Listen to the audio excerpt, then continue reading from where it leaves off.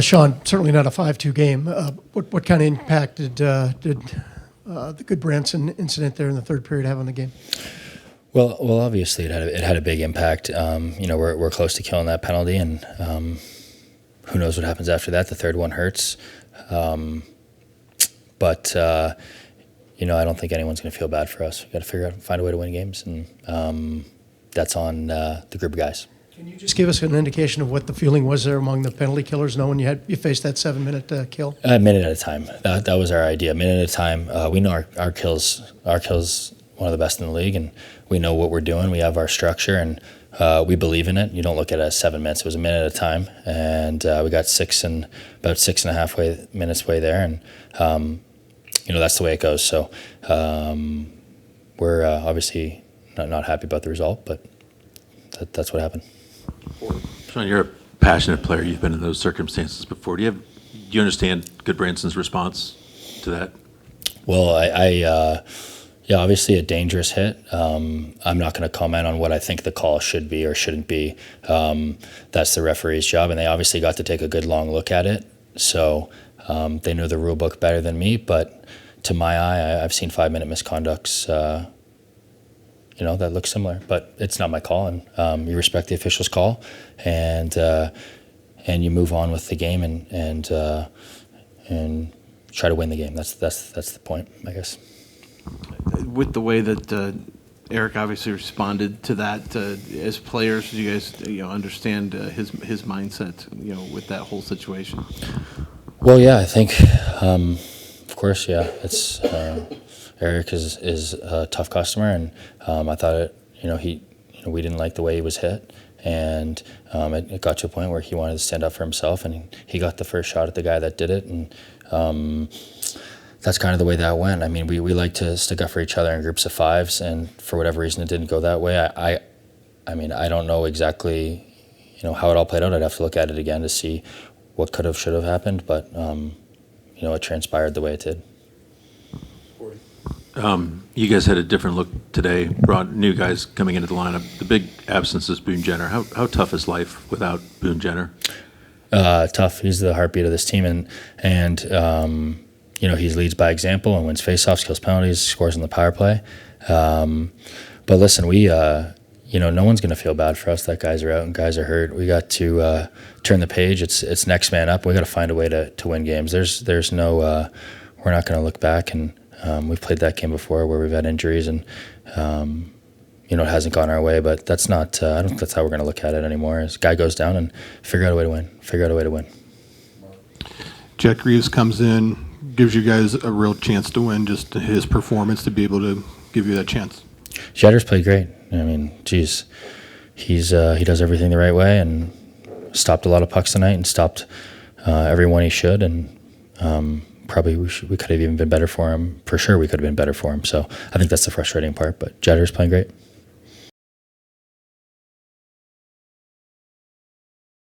A lot of focus on what happened there in the third period. Can you just talk about how you guys came together as a team, knowing what you were facing there with the 7-minute kill and that type of thing? I mean, as far as the kill, yeah, I thought, when they have a 7-minute power play, I thought we did a good job, and they get one there in the last 30 whatever seconds. But I mean, it's just kind of unfortunate being in that position. Obviously, strange things create camaraderie amongst a team. What does that do for team camaraderie, knowing what you faced there and how you faced it all together? I mean, yeah, I think guys have to step up. I mean, kind of after that, Goody was the guy that went after him after getting hit. So for whatever reason that was, and I mean, just kind of goes to show his character and know how his importance for our group. You played with Good Branson now for this is the second season.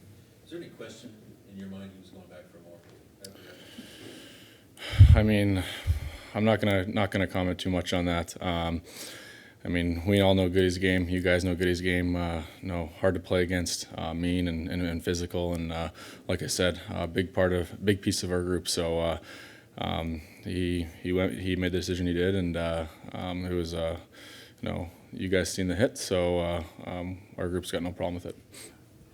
Different topic. What is life like without Boone Jenner? You're a center on this team. How does that change things? Yeah, I mean, he's our captain, right? He's kind of our heart and soul guy, and but it leaves opportunity for guys to step up, and including myself. I want to be one of those guys, and it's tough to really replace Boone, but we can't really dwell on it, right? He's out. There's no really going back time, so we're gonna have to find a way to come together and look in the mirror and step up.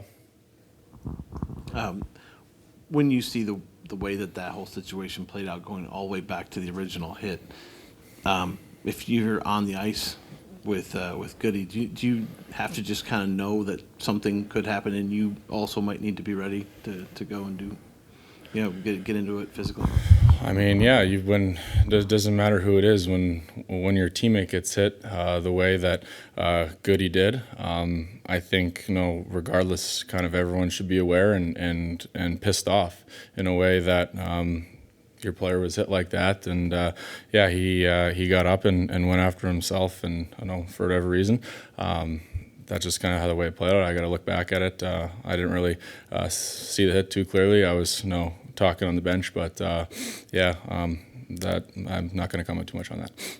Cole, first game back from injury. How'd you feel out there? Yeah, I feel good. I mean, I only missed 7 or 10 days, or whatever. It was 5 games.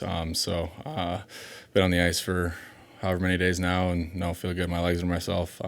But yeah, it's good to be back. Before all that happened early in the game, it's still 2-1. What did you think of the energy level that your team had up to that point? Obviously, yeah, not where it really needs to be. I mean, but we got to find a way to kind of come together and win those hockey games, right? It's 2-1. Chances were pretty even after the first couple periods there, and we find a way to get that or get a bounce and tie it 2-2, and maybe put some pressure on them and changes the dynamic of the hockey game. But for sure it was maybe a little bit kind of right here, but it's a long season. You're never going to have the best energy every single night. So we just got to find a way to get those ones up.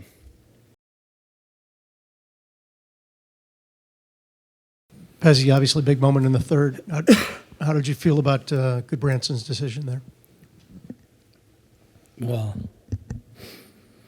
the guy is a heart and soul kind of guy. He's vulnerable, facing the board. We believe it was a 5 minutes. If that call happens, that thing doesn't happen. He could have got seriously injured there. So he's an emotional guy. He knows that it's a real dangerous hit, and you saw the rest. As you're so close to getting through that 7-minute kill, how much does that change things, them getting a goal there late in that? You're almost through it. So it was up for grab, right? Big kill for us. Jet was good. PK was good. They scored one at the end. That changed. Like, it's a team that doesn't give much. They don't get scored against. They play really well defensively, and they understood. Like, they went to the finals for a reason last year. They can play those moments and be successful at it. But obviously a 2-goal difference at that moment is a big difference. When you're thinking about, who you're going to put on the ice, is the fact that, maybe the emotional level is higher, is that going to your thinking of if you're going to put Goodbranson back on the ice in terms of, like, did you foresee something like that where he just took him down? We can't predict that. Okay. We can't predict that. At center ice, you had Justin Danforth up there. What was the thinking, and put him in that position between Gaudreau and Laine? Well, he's played center before. He can take faceoffs.